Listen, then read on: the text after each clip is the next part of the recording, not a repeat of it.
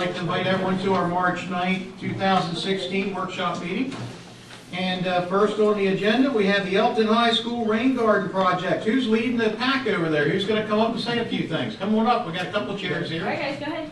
Go ahead. Everybody knows. Come on, my guys. Okay, and I want to let everyone know you're on TV back here, so whatever you say is being recorded. But come on up. I know we don't have enough chairs, but tell us who's the spokespeople are. Tell us your name and give us some details of what we got going. So we have two classes represented today, but all of the freshmen are participating in this project. So we'll let our students talk to you about that. So go ahead, guys, introduce yourself. My name is Lindsay Saunders. My name is Calvin Wilkins. My name is Brianna. You guys can come here with her. My name is Lincoln. I'm Alexander. Laura G. Conda and Rachel Coffey. And I'm Nora Rachel. All right, very good. And Mr. Shogamani. all right, very good. Tell us what we got going. So,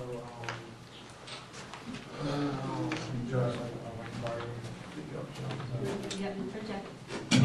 basically like work on like the flooding vehicles on like the rain barrels and like working on like recycling and showing people the importance of recycling and like making like the community look better, like making it friendly. And I think where we're going to do this at is right in the right behind the farmers market. And is it rattling too much? Yes. On the bed.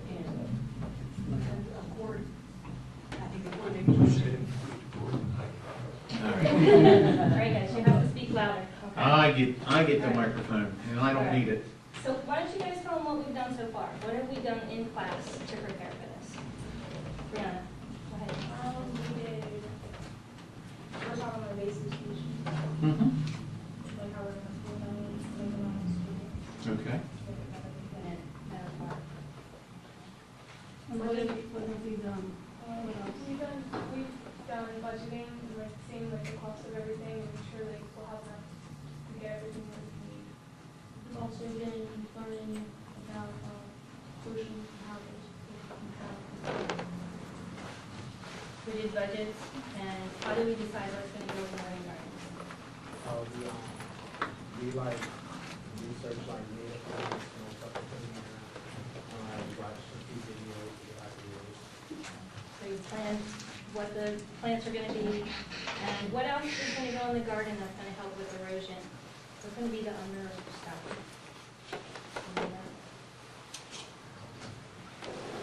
You guys did plants, you didn't do the bottom. It's the gravel stuff, right? There was special stuff that's going to help. Alright. So what's the problem with erosion? What happens when the water washes away into the, what's it take with it?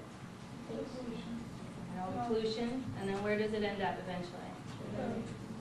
And in the bay, and our livelihood depends on the bay, right? Okay.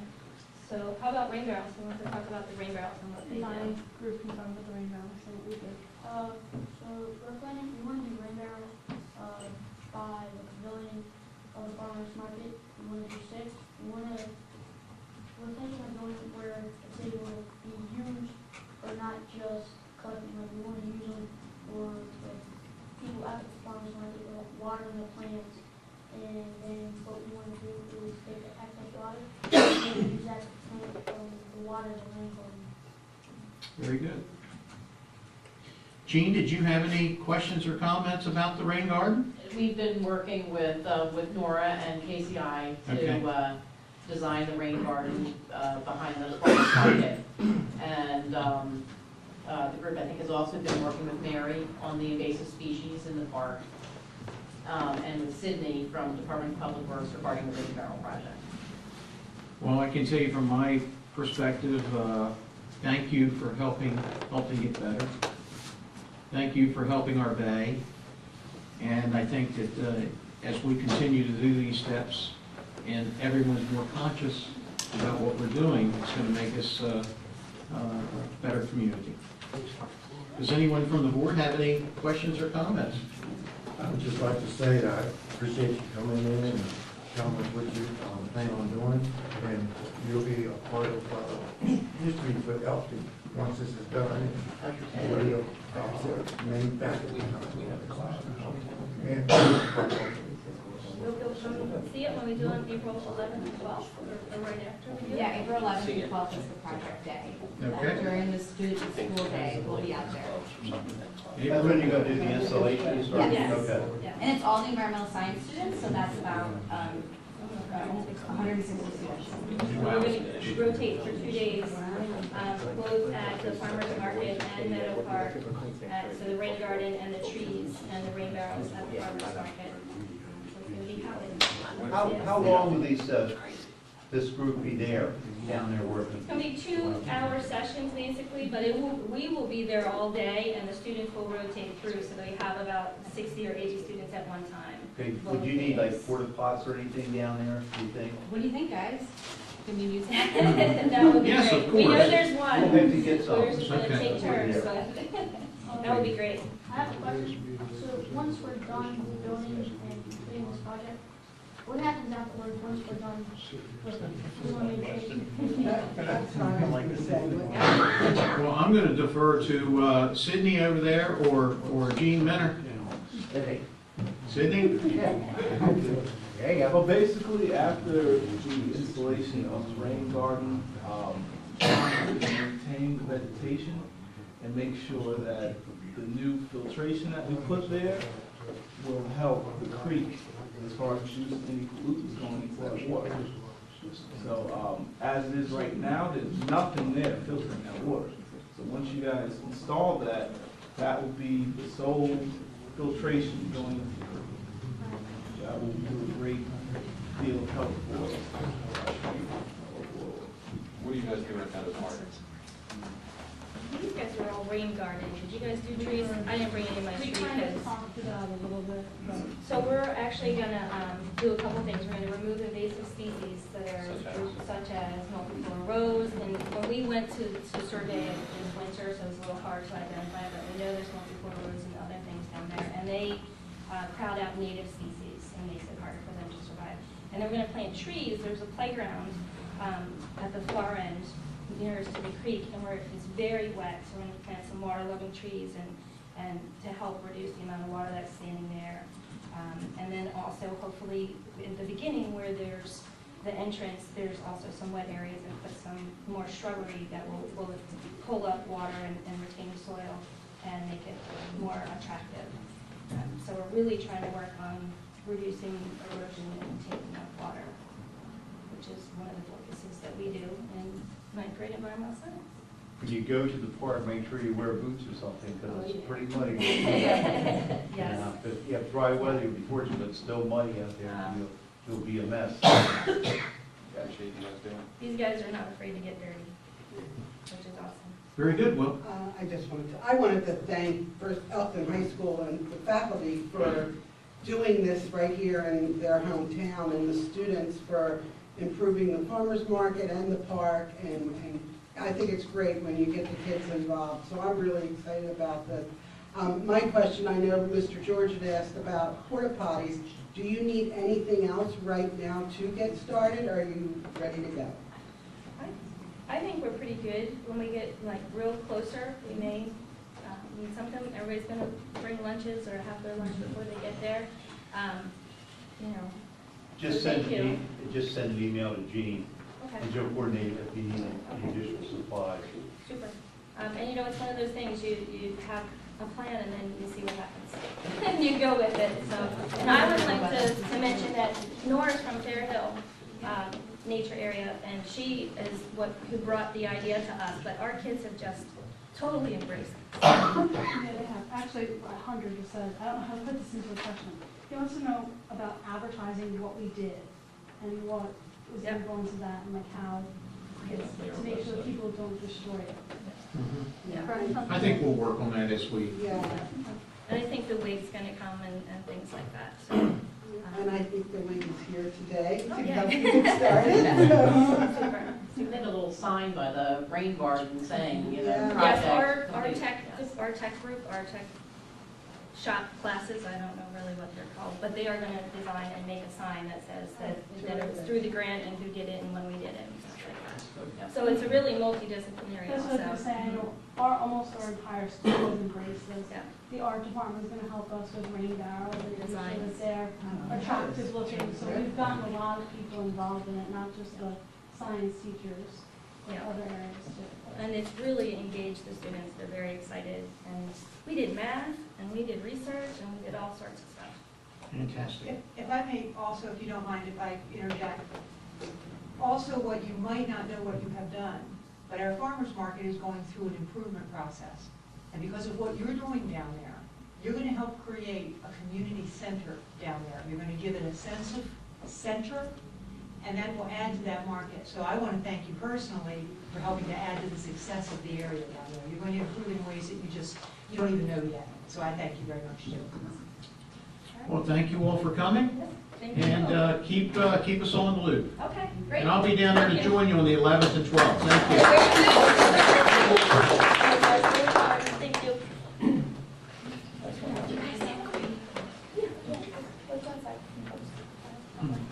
Mr. George Patchell, come on down. How you doing, sir? Next up, we've got the YMCA.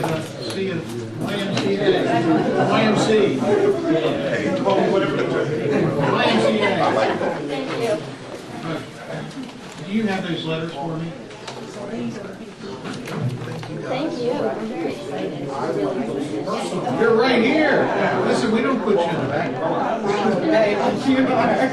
George, thank you so much for coming in today. And listen, we want to thank you for not only your work that you do with this, with the YMCA, but we also thank you for your service to the county, and serving as a council person for Cecil County. And I know you've always got the municipalities, you feel for the municipalities, and thank you so much for that. I guess I'm here today to discuss what the YMCA can offer as far as recreational opportunities to the Yes. town of Elkton. You might have to guide me in Yeah. explaining exactly what information. I will say that I was here in front of the mayor and commissioner in the past administration about 3 or 4 years ago. And prior to that meeting, I provided the mayor at the time some information about how YMCA's have worked with county municipalities in recreational opportunities. And so that's just to lay some groundwork that we've been here through this process before. And those examples were provided to the past administration, but not to, obviously, Mayor Horn. Our discussion between the mayor and myself has basically surrounded a discount program for the residents of Elkton. So, and I cited an example, I didn't bring it with me today, but you can look it up online. If you go to the Lancaster Stroudsburg YMCA, which is obviously not too far away from us, there is a member rate, a non-member rate, and then a township rate for the residents of Lancaster Stroudsburg. And that arrangement was done mainly because the township provided the land, the YMCA paid and built the facility, and in turn discounted programs and opportunities for the people that live in the township. So that's one avenue. Mm-hmm. And then that's for all facility usage. Yes. And then there's a program aspect. And I'm going to be honest, I don't know the depth and the volume of the programs that are currently offered here. I know fringe of what Mary does in terms of recreational programming. But if you would ask me how many children attend Elkton Parks and Rec summer camp, I couldn't tell you. Yeah.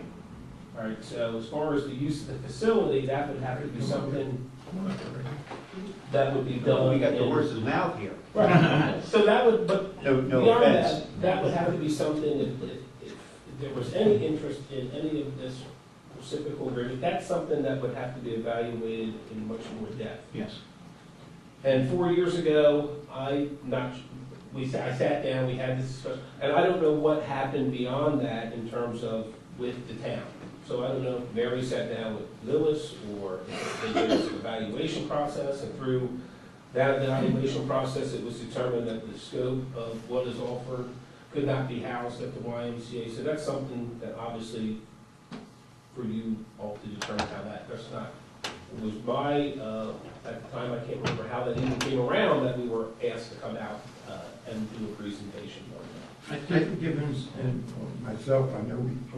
And I think Charlie Hicks, Yeah. I think Charlie Hicks was, he was on the board at the Y at the time. And Right. he had, I believe, now you mentioned it, helped set that meeting up. So, anyway, the town of Elkton and the YMCA has always had a wonderful relationship. The help that the town has provided the YMCA in terms of leaving us on public sewer has been. how's that working? Great. Well, yesterday it wasn't working so well. But, it's working well now. But that's allowed us to build the outdoor pool that you now see on 270. Yes. Okay, so we're able to further help the community. But through the assistance of the municipality, town of Elkton, we've been able to help the residents of the town of Elkton and really everyone that lives in Cecil County. So I appreciate it. What we were, I think, kind of the way this kind of came together is that we are investigating whether or not we want to move forward with a community center, recreation center. And one of the discussions came up at the last meeting was whether or not we should, which we should, look at all opportunities that we may have to house our recreational program. And I believe that the thought was, okay, is it possible that the YMCA could take over our programs and at that point be able to serve our town residents with our programs at no additional cost or whatever the figures may be.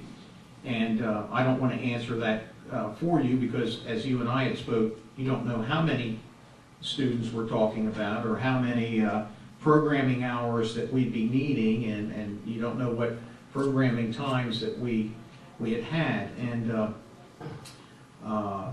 I think that was kind of the question, or what was you looking It wasn't for? necessarily taking over the programs at Elkton. It was, in the conversation with Mr. Patchell, was that there were opportunities for the YMCA to help out Elkton as far as scholarship programs for people or kids that are in need, discounted rates, and then also offering Parks and Rec, the office space, and also programs, once we figure out what the programs would be down there.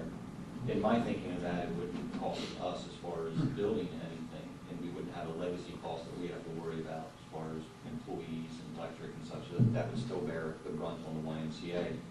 And then also, we had talked about, or it had been talked about, once we get up to par as far as the amount of police we have, that there was problems as far as them expanding also. So if you move Parks and Rec, not getting rid of anybody, but moving that down there, still helping out the YMCA, now we don't have to buy another building if we need to expand and/or for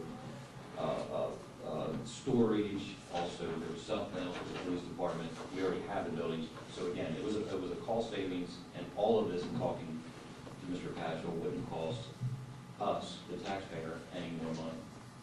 So that's barring what programs we're going to house down there at the YMCA. They already offer scholarships now. So it's not a thing that we're reinventing the wheel. We're just expanding exactly what's going on. Correct? If I say surmise that properly. Pretty much. There would have to be some, if we were going to move office space and house the Department of Recreation, we would have to go through some evaluation for that square footage as well. Of course. So that part wouldn't be completely free, but. No, I didn't. But we could, in terms of, look at the opportunity. Mary and I, 4 years ago, looked at this as what's available: office space, summer camp, basketball lives. I mean, we have those abilities for those programs now. The question becomes volume. Mm-hmm. Right. And if it's something, and I'm not here to. That's a process you have to go through. It's my job to tell you that the YMCA is willing to help the town of Elkton out in any way possible. If we can help you in terms of providing recreational opportunities for the county or for the town, we're there, okay? And I don't know what else to really say beyond that, other than the fact that transportation is always an issue. So that's something that would have to be looked at. We are on the county's transportation route. So some of our lower income individuals who don't have transportation get to the YMCA via the Cecil Transit method. But if you're looking at bringing in large groups of students after school, then that would probably be something that Cecil Transit probably could not handle something because of the time. So that would be something that would have to be evaluated on your end. Yep. And I don't think that process happened when you were looking at building the rec center up on Route 40. The question became, how do we get the children from downtown Elkton across Route 40? So, I mean, we face that same similar challenge with some of the residents in the town as well. I think our challenge is probably the same challenge you have. You can fill the Y up from 4 o'clock to 8 o'clock probably every night, be at maximum load. And those are the same hours, peak hours, that I think most of our programs are also. And we're looking at 1,300, I think, was that, you gave me the paperwork, it was over 1,300 kids. It's a lot of volume into that small window, which is very difficult. You can't have those kids from 8 o'clock to 12 o'clock. Sure. Well, let's say, where is 1,300 kids in what?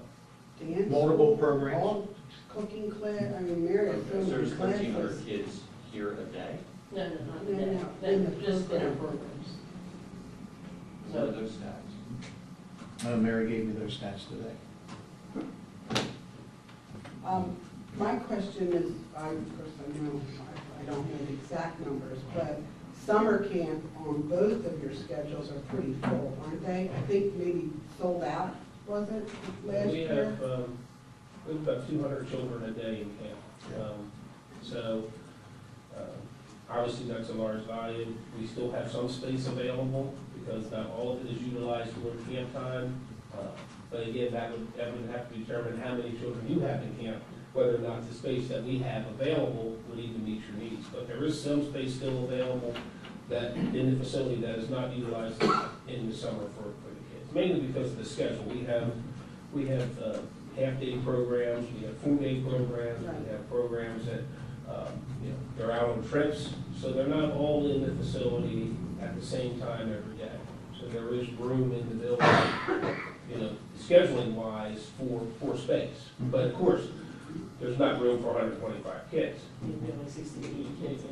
Yeah, I mean, we'd have to handle a much smaller volume than that. Will the summer's camp, use the pool, the new pool?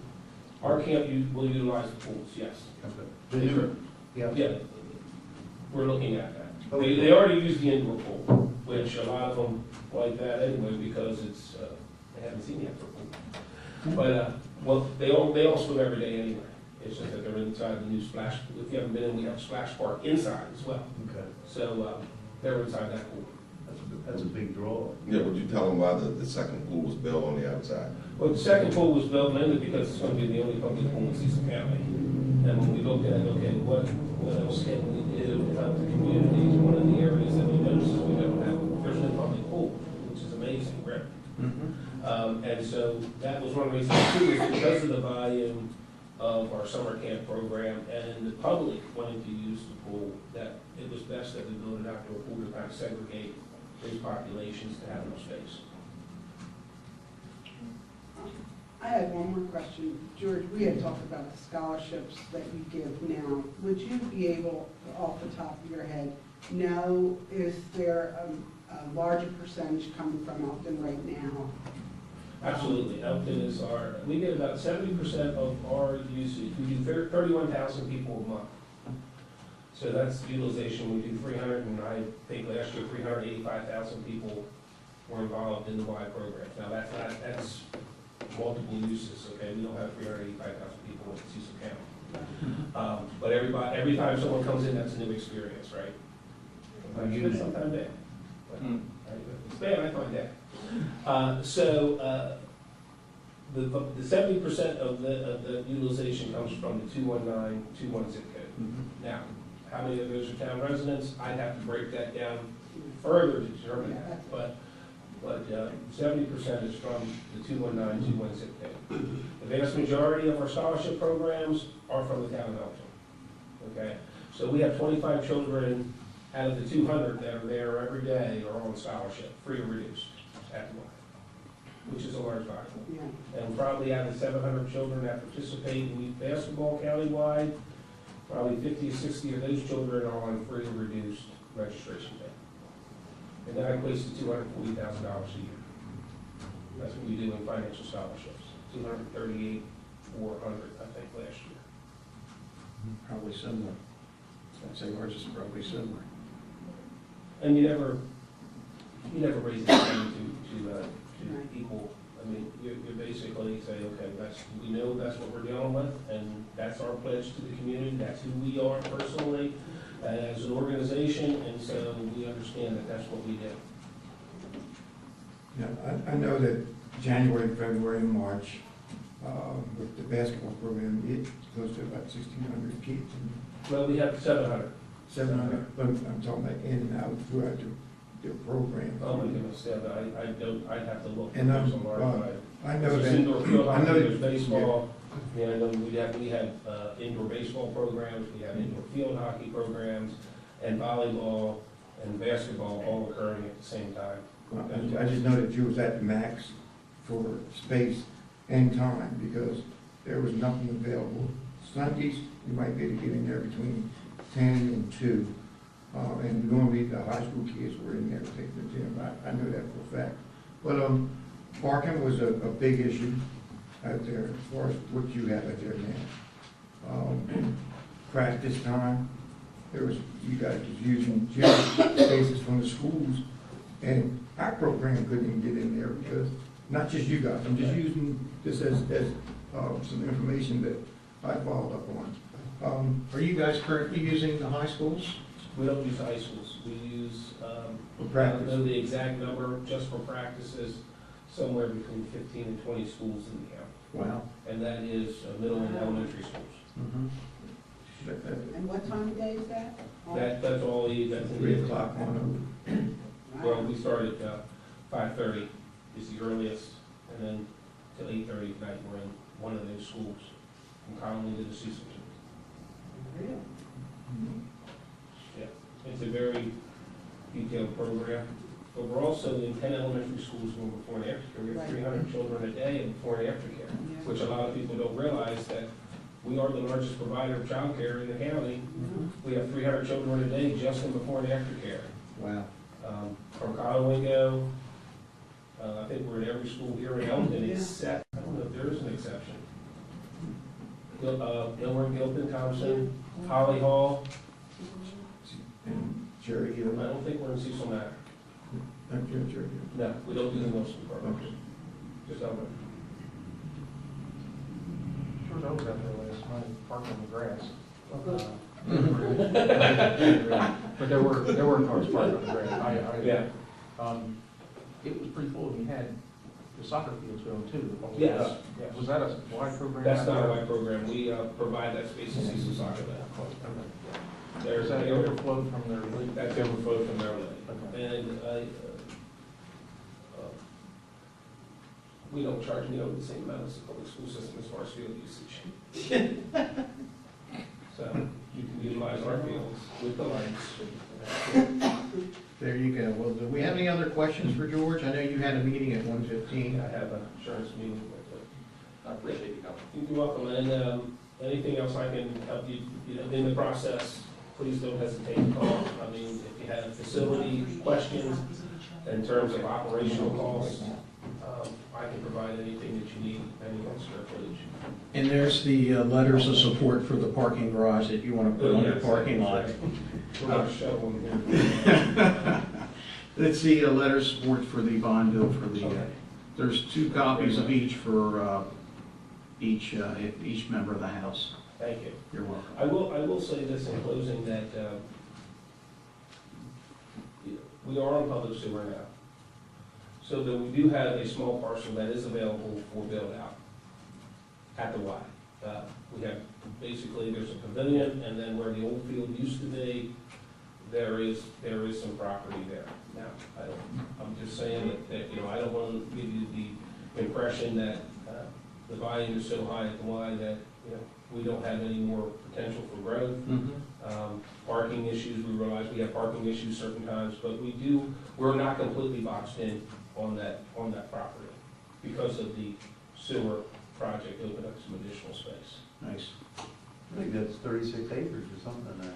Yeah, but only about 9 of it Is developed. is developed. The rest of it's in creek. Floodplain. Right. Floodplain. Yeah, Yeah, that's what I thought it was floodplain. And it floods. and it floods. Yeah, we know that's what. We experienced the same flood, but we're up and running with Cecil Soccer Lake. For some reason, I don't know why you guys get the brunt of it down here. They got web feet, I think. There you go. Thank you so much. Thank you. Thank you. Okay, Miss Cindy Osborne, come on down. Elkton Housing Authority, the RAD project support. Tell us what we got doing. Perfect. We're just going to give you a very quick update and let you know where we're at. We are still in the process of going through the motions to complete our RAD, which is Rental Assistance Demonstration Project, where we would convert our public housing inventory to the project-based rental assistance model through HUD's multifamily division. So we're essentially switching from one division of HUD to another division that provides more stable funding. Now, if you look at the most current releases of the budget information and what's coming forward for affordable housing, it looks like maybe we're starting to knock on those doors. And I would just like to say it's only because we're going in. It seems like the challenges follow us regardless of where we're going. But it will most definitely be more stable than where we have been in the past 20 years, which is only 1 year of funding at 100% of eligibility. That's pretty sad, but we have managed successfully to manage our programs and keep things going, keep the lights on, keep the buildings standing. But we are really in substantial need of this conversion and upgrade. Part of what we are doing is submitting a tax credit application to the Maryland Department of Housing, Community Development, and the CDA program for bond funding and tax credits. In doing that, there are certain milestones or objectives that we need to accomplish in order to gain the maximum points on our application. And one of the things that we're asked to do is come forward with support from our local jurisdiction. There are multiple ways in which we could negotiate some additional support for the housing authority, or at least manage from the level in which we have.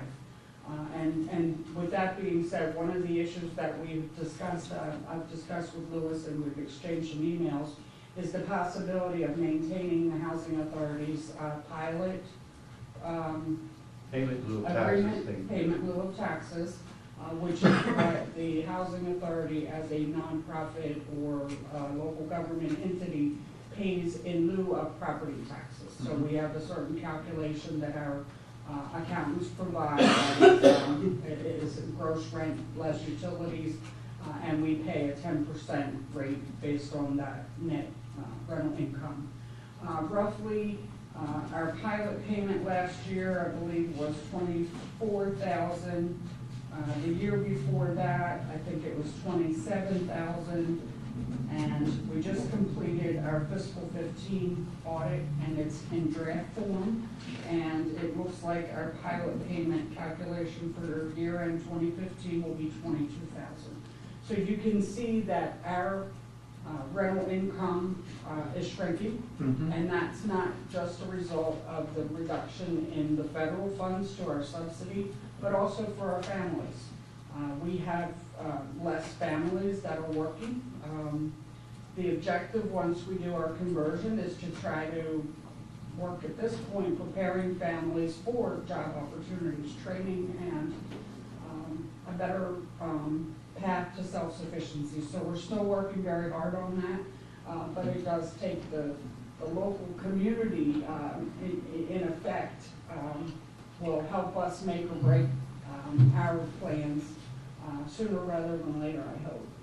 So we're still working, again, with their families to try to get them to raise their level of annual income. And in that scenario, once we do the conversion with the more stable funding, we should be better off, which would increase our pilot payment. So we're coming to you now and asking for some consideration of that agreement. If we could come up with an opportunity to maybe cap it at where we're at now for a few years, once we get into our conversion and see how our numbers work out. We know that sometimes the future is not foreseeable, but if we had a cap, it may mean that you're not going to lose any future money for however many years, even if our rental portion goes down when they calculate the pilot. But it will also show the state that we're working to try to formulate our future obligations, and we refer to this as a method of long-term subsidy. You can call it many different things, but our co-development partner has suggested that be one of the discussions that we could have. And then he also recommended some other things that we could talk about, one of which being the bridge repair cost at the front of 150 East Main Street. We have some issues there with our retaining wall and our pedestrian bridge.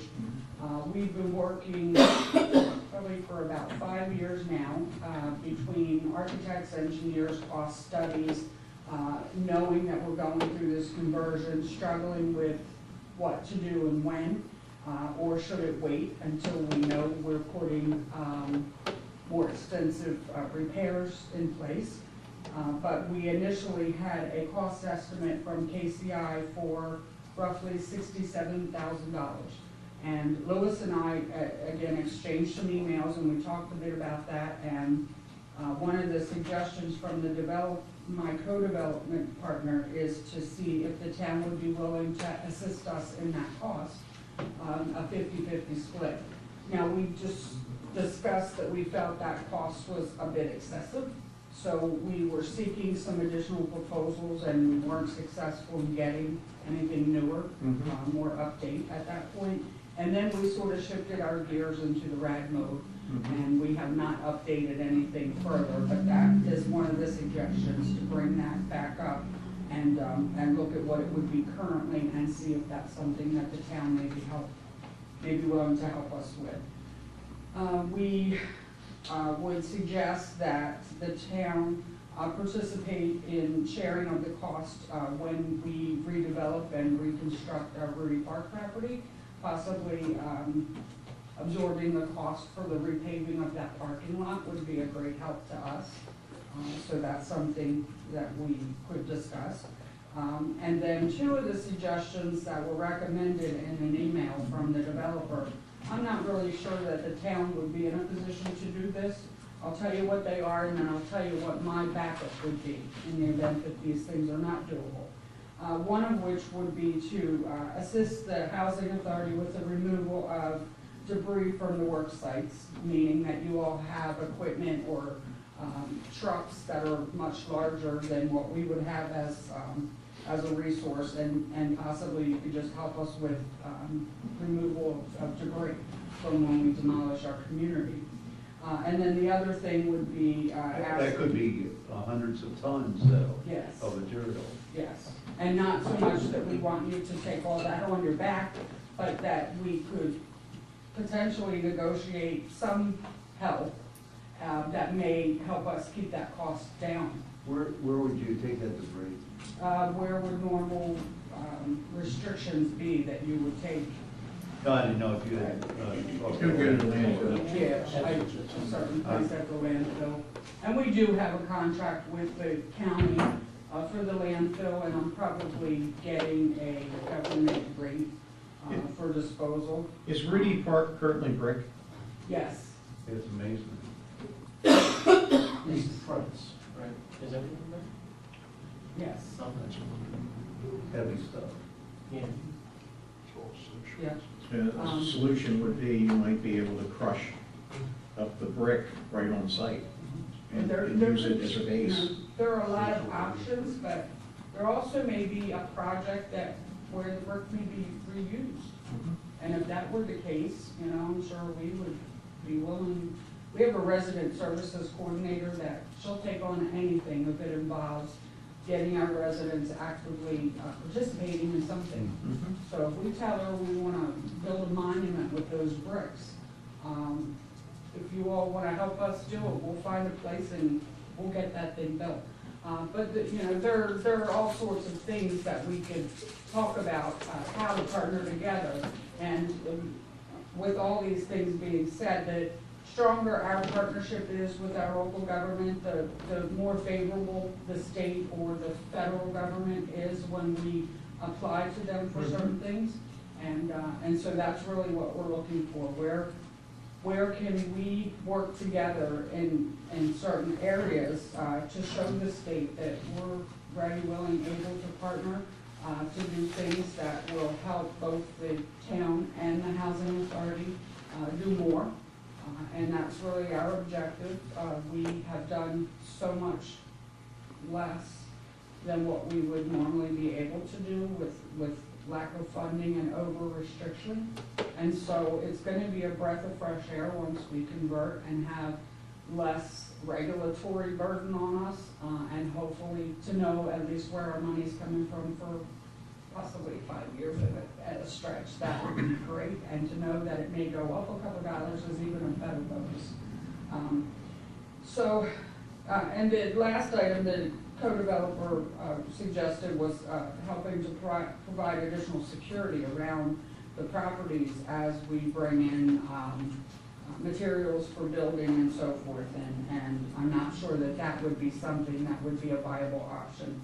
So in lieu of the number 4 and 5, what I had thought of is I have noticed that when other projects come in, what will happen is that you may get a request or a petition for reduction in permit fees or costs, or inspection fees, or if we have certain issues that may require waivers or exceptions. Those are areas in which I think if we have a legitimate request and the town could grant that in order to save us money or time and planning and so forth, that would equate to a dollar value. Are you increasing the amount of homes, apartments? We are adding 3 market rate units at Ruby Park. Okay. 3 bedroom units that we intend to be market rate. So we You have will- 50 there now, 50, yes. so you're gonna have 53? Well, we'll actually have 63 there. At our senior building, we have an abundant amount of efficiency apartments that are not marketable. So we're going to be combining some efficiencies there to create 1-bedroom units. And in doing this, we will lose 10 units in our senior building. Oh, so you offset it with the... So we have offset 10 additional units at Ruby Park for non-elderly, non-disabled families that we could also accommodate 1-bedroom accessible units for non-elderly, non-disabled single people, which we don't currently have the ability to house at all. So we're hoping the increase in units at Ruby will open up a new market that we haven't been able to serve unless someone was 55 or older, elderly, handicapped, or disabled. Prior to, of course, any demolition, you should make sure that we go through and do an inspection to make sure we count all your fixtures to make sure that we can apply proper credit toward the permitting fee. In a lot of cases, you'll be surprised that your permitting fee is not going to be way out of line because you've got a tremendous amount of credits based on existing. And so those things, just to sum up, would be the sort of conversation we may be coming back later once we've gotten our approval from the state, which is the financing that we need.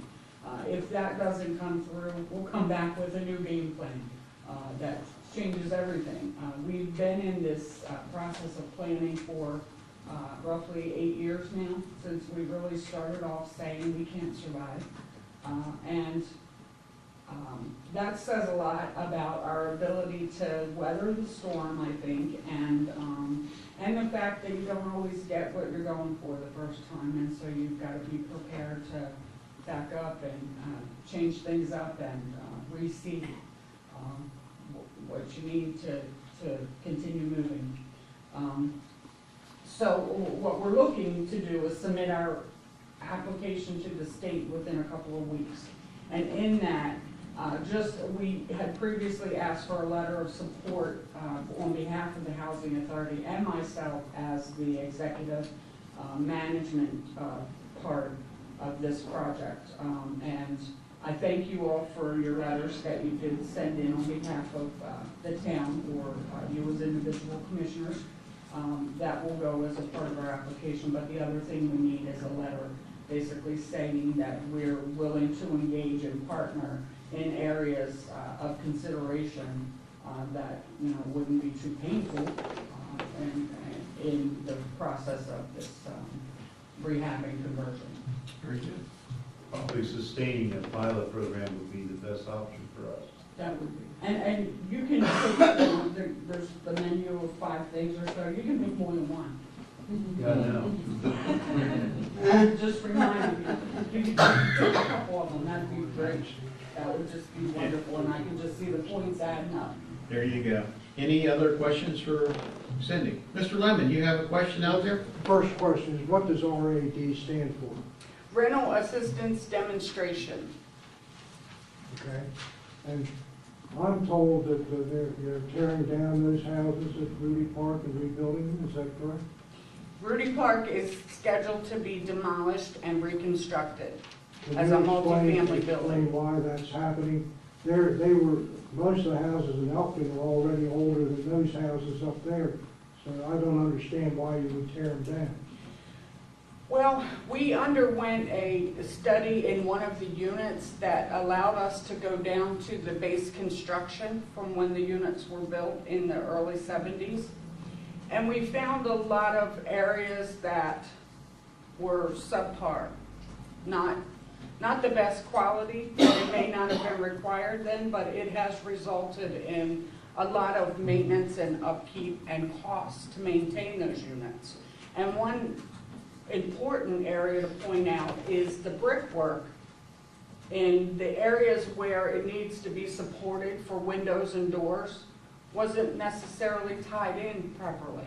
And so when we replaced windows previously, we had actually the brick facing falling off of the buildings. And so that was a surprise to us. But those are the kinds of things that we've uncovered that makes it very costly to just do the rehab work there. Okay, what does RAD stand for again? Rental Assistance Demonstration. And this is a HUD initiative that is basically their solution to a problem that's happening across the country. They don't have enough funding to provide us subsidy for the programs that we're administering. They don't have enough funding to provide us with the modernization needs of the properties as they are continually declining. There's no area in which we perform our business in which we're getting paid what a normal business would get paid to do the work that we're doing. And because of that, we've just continually lost progress in trying to keep up. And most importantly, in the upkeep of our properties. We just can't afford to manage and maintain them like a normal business would that can charge fair market rent. Is this to help people so they can get a job and get on their feet? Well, the public housing program is what we currently operate under and have since we were created in 1968. So we provide our rental units. We have 150 public housing and 40 Section 8 vouchers to the lowest income citizens in the community.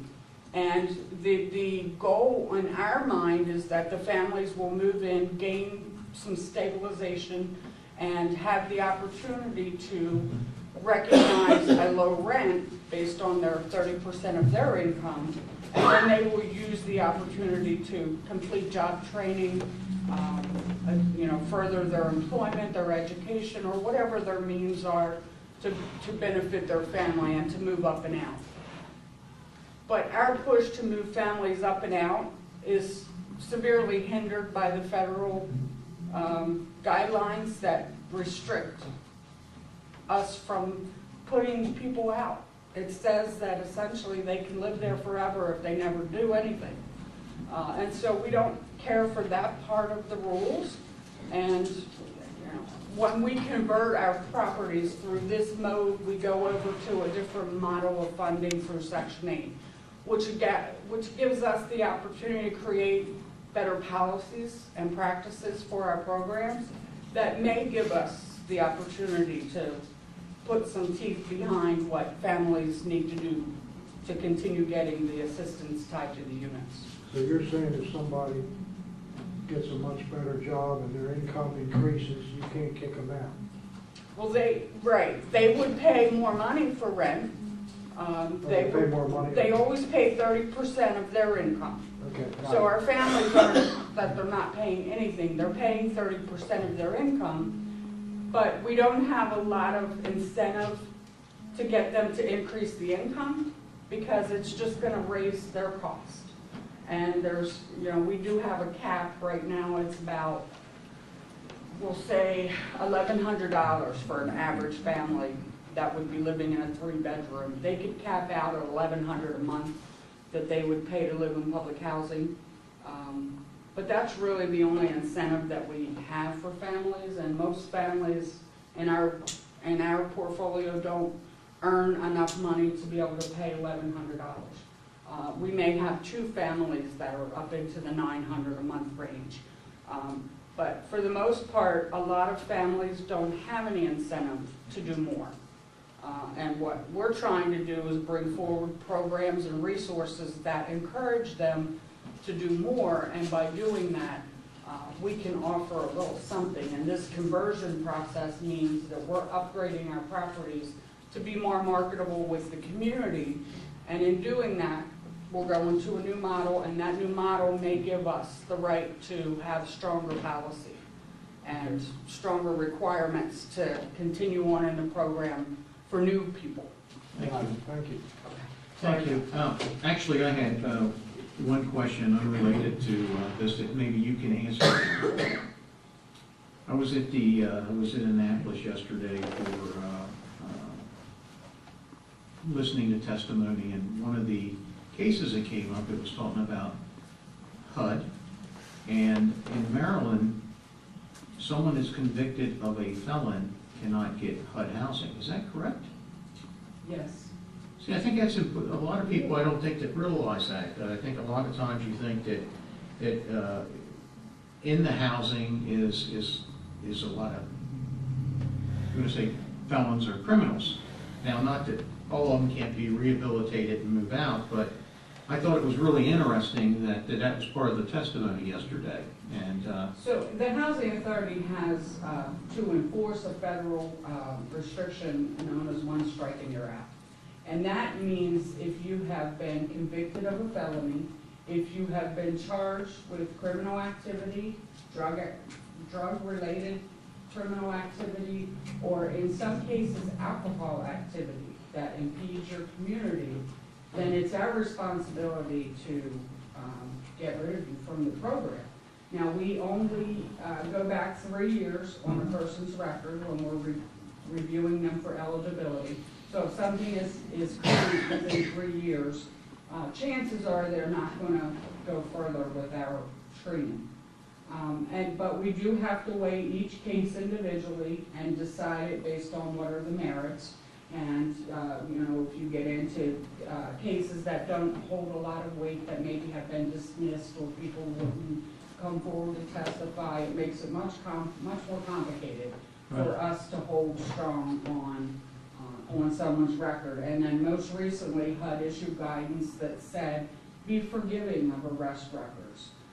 And then they stand back and say, you know, we're not forcing the housing authorities to keep you people out.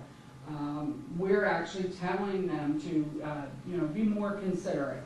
And in our case, as you know, I'm a very strong advocate for affordable housing. I serve on committees now at every level that I can, local, county, state, regional, and national.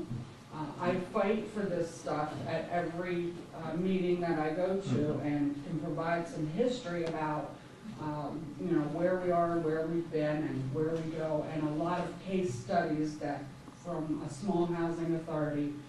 I can present a lot of things that people maybe hadn't heard of before, or hadn't seen, or were afraid to say. I'm not very shy.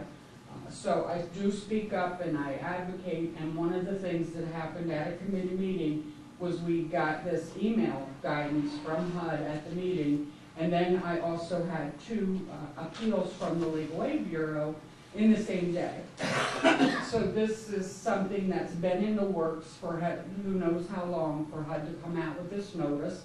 And we had people who were involved in drug-related activity and criminal activity in our properties who were facing termination, who immediately were made aware that we are now asked to forgive certain things.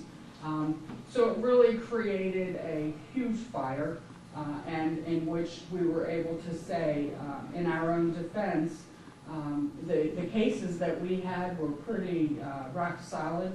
And in those kinds of cases, this is not what that guidance is about.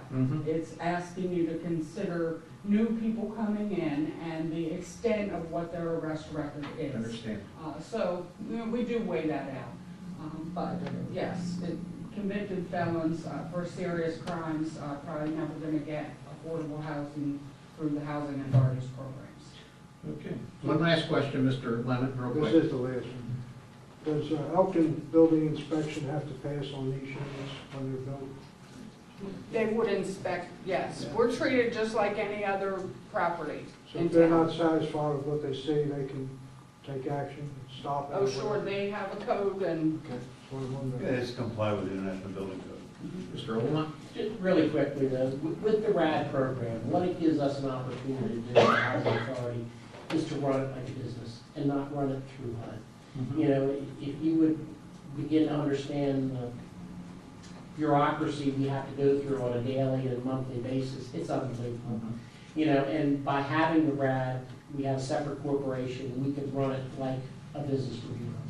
So we can, you know, have better units for the tenants, upgrade them more, and we'll actually have an opportunity to get capital funding this way, where we haven't gotten capital funding in 20 years. well, we get it, but. Right, but not it's for kind of a rebuild. It's more just trying to keep what we have, not rebuilding a unit. So we want to make it better for the tenants and the community, and that's what we're looking Fantastic. for. Thank you. Thank you all so much. And I can't leave without giving you. All right, we'll have you. calendar All right. for 2016. This is the National Association's calendar for What Home Means to Me, the poster contest. The closest that we've gotten to Elkton this year is 2 families from New Jersey. But I'm here to tell you that Maryland, Maryland is submitting our applications this year, next month, to our region council. I now serve on the region board, and we submitted about 17 Elkton Housing Authority entries for the state contest, and those will go on winners to the region, and then the region winners will go on to national, and I'm also on the national committee for the small agencies. So I'm gonna follow our posters all the way to DC, and Nice. one day we're gonna have Elkton presented. There's no doubt in my mind. We did not print the Maryland. Yeah. We did not print the Maryland entries this year like we did last year and made our own Maryland calendar, which I was so proud of. We've had a transition on our board, and the person who was responsible for that did not provide us for calendars for 2016. But I'm now the senior vice president of the Maryland board, and this year we will be providing printed calendars for 2017 that I will also provide to you that come from within Maryland and hopefully folks in there that you'll know from Elkton. Thank you. So you said you need this letter of commitment? Within by a the couple week? of weeks. A couple, can you give me a date? Wait, I got a calendar. There you go, we're in March. Let's say, Yeah, 'cause we by need the to have end, some- can we do by the end of March? End of March, okay. Okay? The 31st is That would our be something by then. Yeah, and it doesn't have to be. Well, then we'll have to bring it up next Wednesday, what the board wants to do with that. Yeah, that's what I mean, at the time of our meetings. Yeah, it doesn't have to be firm commitments and dollars, or it can just be in general, you know, we've had a discussion and we can agree partner and consider the housing authority's request for the. Very good. All right, thank you all very much. Thank you. Come on down, Severn Trent. We're moving along pretty good here. Charles Pierre is with the, out of North Carolina, a group of Severn Trenters. And, you know, we added the group onto the agenda. I know that you met with Louis and Steve yesterday talking about a billing process. I know I kept you in town an extra day, but I thought it was very important. I'm here. You can't hear? I can hear better today. Okay. I asked Louis to see if Charles could stay an extra day, because I thought it was very important for you to kind of enlighten us what you were thinking about the whole process. Right, well, I appreciate that, and I appreciate the time and everything, and no problem staying an extra day. Elkton's a great place to be. There you go. So, I enjoy it. Yeah, as long as there's no snow and ice on the road, I'm good. So, I had a great meeting with Louis and Steve yesterday, and, you'd asked about a billing system. The problem I have is that I can't tell you that your billing system's the problem, okay? And I don't want to fix what's not broken. So, what we came up with was getting our experts in, and we do a lot of customer service, meter reading, billing systems, all across the country, okay? Bringing in someone who has done this for her entire career, and she knows these systems, and she can examine the process from start to finish, okay? From the time a request comes in for a new meter until the time a bill is issued, what happens during that process, what happens during the meter reading process, what happens during the billing process, does the billing system have information that's required, can it be updated, whatever. And then, we can examine that, find out where the gaps are, and determine, what's the best way to go forward. I don't want to sell you something that you don't need. Let's find out where the gaps are. And oftentimes, sometimes it's things that happen. Ran into one where, the meter readers had handheld devices, but, there was no routes in it. So every time they went in, they had to key in the serial number of the meter, they had to key in the reading, for every meter. It's just time consuming. I found out that at some point in time, the billing system, when it communicated with the handhelds, stopped carrying 3 digits at the end of the code of the whole thing. Mm-hmm. And that told it not to do any routes. Once we figured that out, then all of a sudden, man, they got routes. So they didn't, all they had to key in was the meter reading, not the serial number and everything else. So, things like that happen over time, especially with some of these older building systems. And, sometimes the training that was done in the beginning was good, but as it gets further and further down the road, sometimes when it's passed on, things get forgotten, or there was a problem that came up, and the way to do that, to approach it then was to do this, but that may no longer be valid. Let's take a look at the whole system, figure out where we can fix it, and determine. It may be that there's no need for a billing system change. It could be processes and procedures, not, a big change. I saw a cost estimate to bring this expert in for the week. Can you relay that to the Yes. board? We would bring her in, fly her in on a Monday morning, hopefully, and get her here And then she would spend time with everybody that's involved in this process. Steve, the clerk's doing the billing, accounting system, Trish, our meter reader, Dan with Public Works, all these people, so she can drill down into this. She's a very good person. She's very personable. She works with people like this on a daily basis, so she's not one of those people that come in and everybody's already put off because, she's up here and, we're down here trying to do the job. No, she's works at their level, has been doing their level, so she can drill down into these processes. She'd be here and then fly home on Friday, and that cost would be about $5,000 plus expenses. That cost includes a report, and that report may, if you get that report out, she may leave here and then start doing something. She may have some other questions and everything. Time to get those questions answered, follow up, emails, things like that's also included. She would have a report that would tell you what we recommend as far as, processes, procedures, any changes to the billing system, bring it up to date, anything like that. And we're also trying to tie this into the water loss reduction plan so that we can get the information to help that plan proceed forward too. I think that's, from my standpoint, we've had a little bit of a hiccup, which I think we all know. And we also know that was with key personnel that was involved in the billing, and then it was just, when you got two people in the department, it's hard to basically say, okay, you got a cross train when one's here and one's here. It's not the easiest thing in the world to do. But my biggest concern is how we can use this to continually try to find our lapses in our water issues. And if this process can help the big picture, I think it's well worth moving forward with something like that. That's kind of my opinion on it. It's a lot of money. It would come out of the, I guess it would come out of the water fund, or 25, water and or sewer, I guess. We split.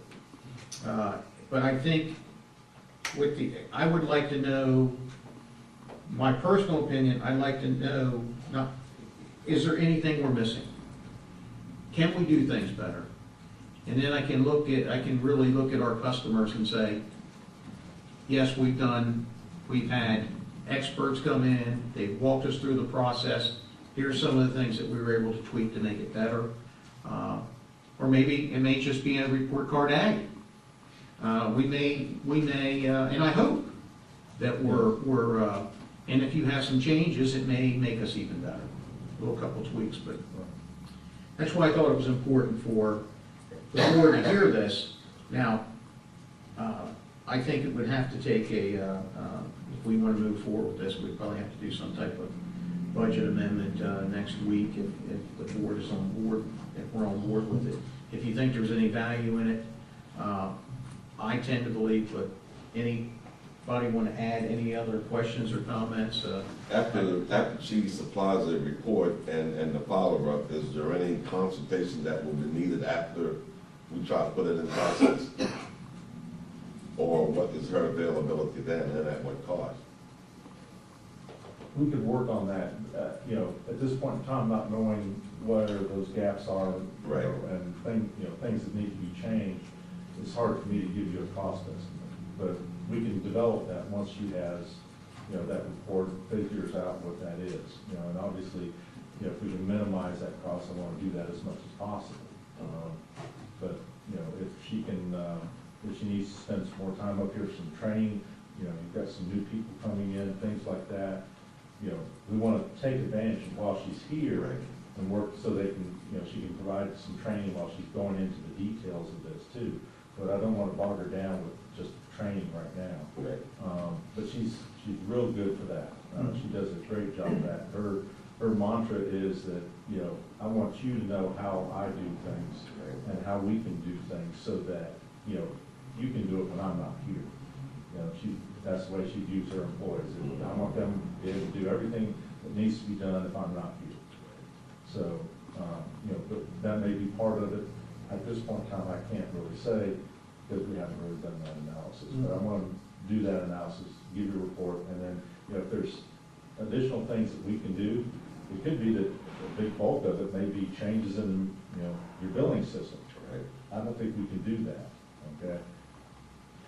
But there may be other changes in process and procedures. Maybe we can provide you with a, you know, a manual that outlines this whole process and procedure, so you can use that as a training tool going forward.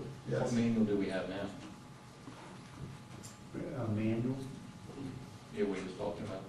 I don't think he may be able to come up. Oh, so we don't have a manual now? No, there's instructions with municipal, which generates the actual bills, which is separate from what, Right. you know, Charles is talking about. You know, there's steps to how to generate the bills. It's a process of loading into handheld the root that day and downloading that into PC and working with that and uploading it to the mainframe to generate the bill. So it's a very complicated, very labor-intensive process. And then I understand the that. sidebars And will I follow up understand that for she's the. going to be going from start to finish, from the time somebody orders a meter, moves into town, whenever you Right. start that, to the end product where they're taking a shower, they're turning on the faucet, and counting from the water from beginning to end, and also the policies and procedures.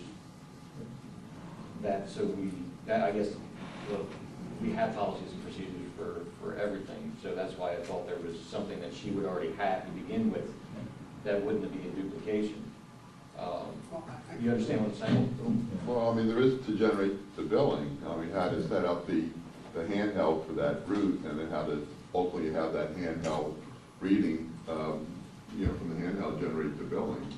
And, you know, it's a very labor-intensive coordinated process. It involves public works, when it's time to replace the meter, replace the remote, or to go out and get a second reading, to downloading the route for that day for Trish, their employee.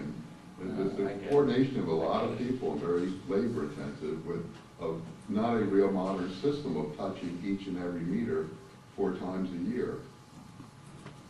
Mr. Lisenberg, you have a quick question. Yeah, how often do they calibrate these meters? They're not. We don't. They're not calibrated.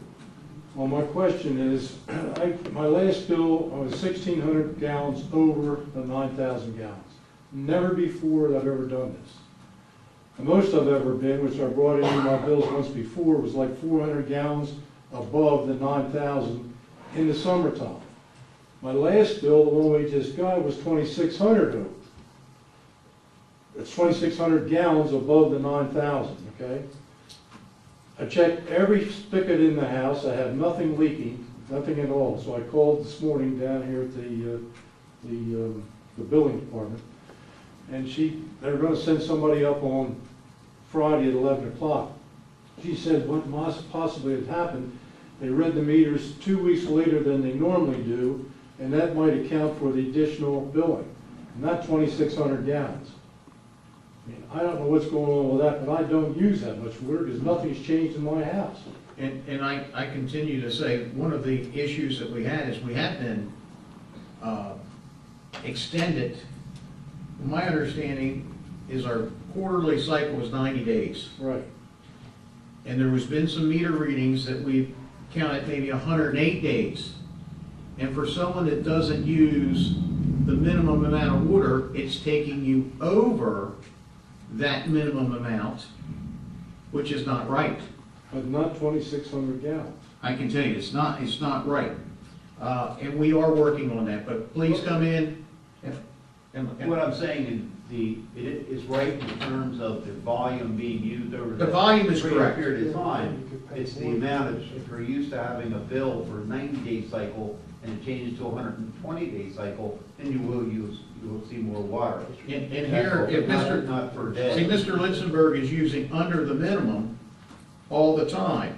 And this extra 10 days took him over the minimum, and it increased his water bill. And that's happened with quite a few folks. But the following month, it should be decreased by the 2 weeks then, correct? I would have thought so too. Right, but if it's below the minimum, you wouldn't see a difference. You would, because you're getting charged. Yeah. You're getting charged Higher rate above and 9,000. these meters are supposed to err to the customer's benefit. So if they're, That's what they told me. yes, if they're supposed to err to your benefit, not to your detriment. But I think that we need to get out there and take a Well, look. Mr. Lyman. somebody's coming Wednesday to look at that. Right. I support what you're trying to do, and I support the $5,000. I think we should be looking into smart meters that are available. Maybe have a program over X amount of years to do that. You just teed it up for me. I was getting ready to talk about that. Okay, and then the other thing I'd like to hear is that Severn Trent made a very, very good presentation here at your last workshop. And the whole time they made that presentation, all I was thinking of was Flint, Michigan. So it seems to me, and they're supposed to come back with a prioritized list, it seems to me that we should get started on some of that, and I haven't heard any more about it. So I'd like your response on that. Thank you. The Flint, Michigan thing dealt with a chain of water system that didn't use corrosion resistant. I'm aware of that, but I'm just saying It's we different don't from want what we problems. use. I'm aware of that, but we just don't it's want different. problems here. Right. And there's a lot of things that were detailed out that we're either gonna do them or not gonna do them, but I haven't heard any more one way or another. One of the, and I'm glad you brought that up, I wrote it right here, water meters, and one of the things I want to put into the budget for this upcoming year in the water budget is I'd like to convert all of our, to a, as DJ, as you say, a 10-year plan where we're gonna exchange 600 meters per year with Bluetooth technology, low flow technology into the meters themselves. So where this is gonna be a savings at for, I think, the town of Elkton personnel and staff is that when the, currently right now we send out a water bill, your first water bill, we send out the second water bill, and then we actually physically go out there and post we use our man hours and we post that we're gonna shut your water off within X amount of time. These low flow devices, you can do it right from here. We can Bluetooth it in, we can start to trickle into that home, and they're gonna know, wait a second, why aren't I getting the right flow into my house? Well, then they're gonna call up here and we're gonna say, well, madam, sir, you know, your bill is due in 3 days. If you don't pay in 3 days, that little trickle goes to nothing. And it just, it's gonna save hours and hours of man hours. Certainly. But I'd like to move forward with that. That's something I'm gonna propose in the budget, and I know it's gonna be a lot of money. It's gonna be a lot of money for meters. I know that, but I think that we can do it. And I think it's gonna save us a lot of money in the long run. And it'll give us an opportunity to get into everyone's home again. And Sydney, who was here earlier, we have a lot of, we've got a lot of homes in Elkton that discharge their stormwater into the sewer system. And that was okay 30 or 40 years ago, or 50 years ago, but we gotta help people make that change.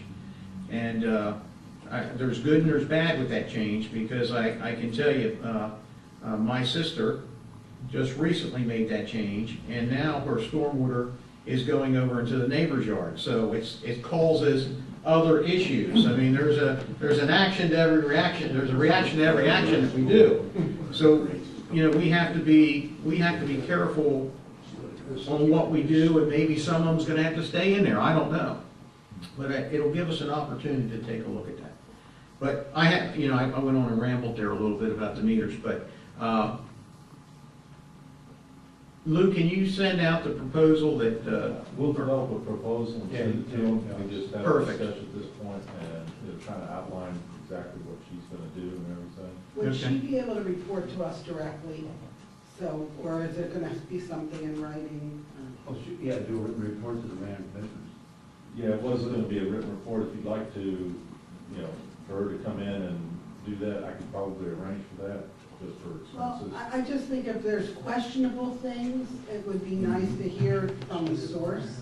There's in Alabama. So it costs something to get her here. Nothing against Alabama. We'll go to our new, Great football team. we'll go to our new best vacation and get her the best. Well, maybe like, we meet with her the day before she exits, and we talk to her a little bit before she creates her. Yeah. Well, she's in the meantime, can we don't have TV in here. You can't do a teleconference or anything, though, either. Oh. It's probably It's good. Skype. Probably good. Usually teleconference is the easiest thing, but we can't do that. I agree. I like that verbal communication with it. Okay. And, you know, like I said, you know, any impromptu meeting during the week she's here. She'd be glad to sit down and discuss, what she's seeing, what she's looking at, and everything else. That's fine. Very good. Any other questions from the board?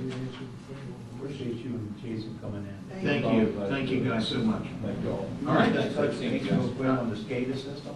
Are you not prepared for that? I can, I don't have numbers yet, but. No, but they should know what it's about and Right. and how important it is. That's Right. I hate to go on. This is a very costly Okay. thing. Lay it on us. Okay. The current wastewater plant has a state-of-the-art SCADA system, that automation system, so that, the plant doesn't necessarily run itself, but the operators can spend more time trying to figure out what's wrong and optimize the process rather than trying to go around taking readings all the time. The existing system put in when the plant was, built back in 2009, 8. Okay.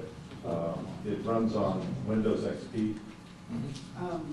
Yeah, we told you. Right. So it needs an upgrade. It's not to the point where it's dire, have to do it tomorrow, okay? But as part of that upgrade, Lewis and I was talking, and, we've got that well going in at the wastewater plant, we've got the new screen in, we've got some things there that could easily tie into the existing SCADA system. The wastewater plant's manned 24/7. The water system isn't. How much more of the water system can we keep tying into that loop also, okay? So that we can control wells from the wastewater plant. We can see the elevated tanks. If there's a big main break, maybe we get a little bit quicker heads up that there's a problem in the system. There's a fire. You got a little bit more of a heads up because somebody's there manning that rather than waiting for the tank to get down to a certain level and then call out and everybody trying to figure out what's going on. Okay. So, we talked about bringing in an integrator. We've got one price that ran up to $500,000. And I just felt like that's just not credible. You mentioned that. You were Right. So, I mentioned bringing in an integrator I've worked with for 10 years in multiple different projects. Always done a very good, efficient, and a cost-effective job for us. I was lucky because he's actually doing some work in Andrews right now. So he drove up yesterday from North Carolina.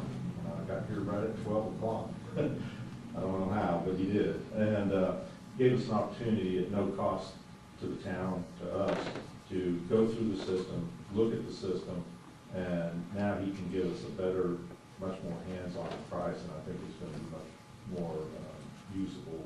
And it'll be broken down to just the upgrade as well as, the expansion of the system into the water side of it. Now, the other half of that is that we go into, rehab at the water plant. One of the parts of the rehab would be to put a new control panel in there and tie that into this system also. So that, if Lewis wants to look at anything in the system, he can pull it up on his computer and go see. Okay? The operators, the managers, Jason's at home, the operator calls up and says, I got a problem here, he can go right into that system and see, what's going on. And other people could look into it too. Yes.